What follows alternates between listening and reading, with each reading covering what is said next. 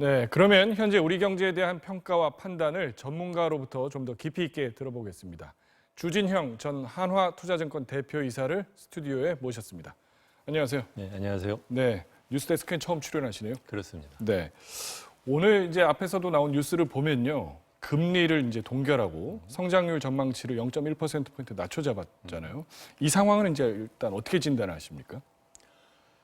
그렇게 뭐 새로운 것이 있는 것 같지는 않아요. 그러니까는 뭐 지금 노무현 정권 시절에 평균 경제 성장률이 한 5%였고 네. 이명박 정부 시절에 한 4%, 박근혜 정부 시절에 평균에서 이제 3%였거든요. 현재는 지금 그 저성장 국면이 그냥 꾸준히 유지되고 있는 거다. 네. 그 정도로만 생각하고 GDP 성장률에 대한 그 예상이 0.1% 변했다면 그것은 사실은 무의미한 겁니다. 이걸 이제 하강 국면에 접어들었다 이렇게까지 보실 건 아니라는 얘기군요. 전혀 아니라고 생각합니다. 왜냐하면 이제 경기 침체가 장기화되는 건 아닌가 이런 걱정들이 없진 않거든요.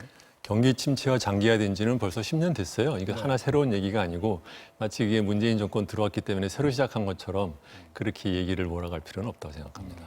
네. 그런데 문재인 정부는 사실 일자리 정부를 표방하면서 소득 주도 성장 네. 뭐 이렇게 내세웠는데 사실 어제 통계청 발표를 봐도 고용 절벽, 네. 뭐 심지어 고용 혼수 상태 이런 표현까지들도 있던데 네. 네.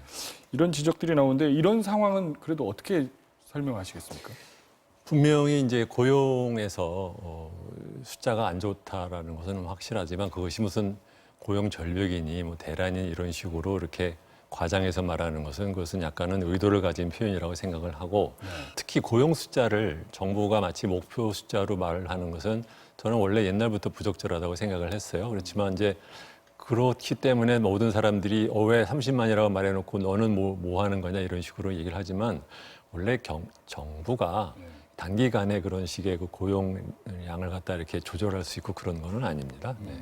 그 올해 경제 정책 방향이 이제 일자리 소득 주도 성장, 혁신 성장, 공정 경제 이 세 가지인데 네.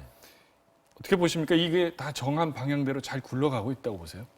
분명히 그 세 가지가 약간 좀 엇박자를 논다라는 느낌은 들기는 들죠. 왜냐하면 첫 번째로 소득주도 성장이라고 하면 전체적인 총수요를 늘리는 것인데 마치 최저임금 올리는 것만이 소득주도 성장의 주요 프로그램인 것처럼 이렇게 사람들한테 인식이 된 데는 사실 정부의 책임도 있는 거예요. 왜냐하면은 나머지 것에 해당되는 개혁을 갖다 별로 안 하고 있으니까. 네.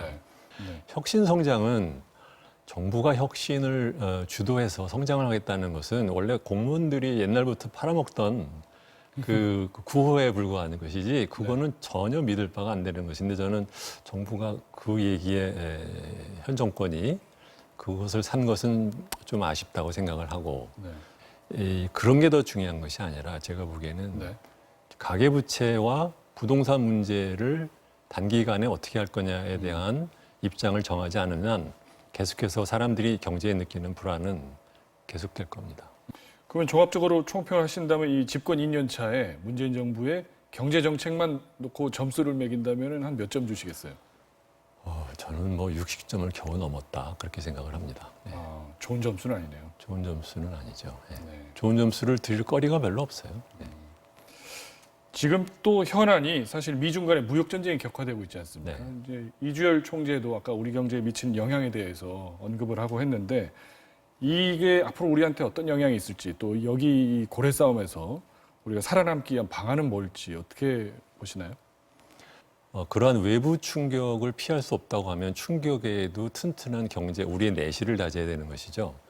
그러면은 그 영향을 견뎌낼 만큼 우리의 거시가 건전하느냐?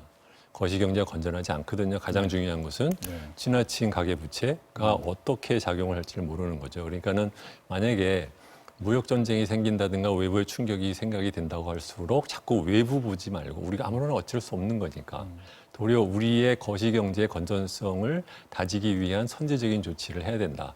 그것이 바로 부동산 관련된 정책이라든가 가계부채 정책에 있어서 좀 더 전향적으로 적극적으로 나서야 될 때다. 선제적인 조치가 필요하다. 그렇습니다. 네. 네, 여기까지 듣겠습니다. 고맙습니다. 네, 감사합니다. 네.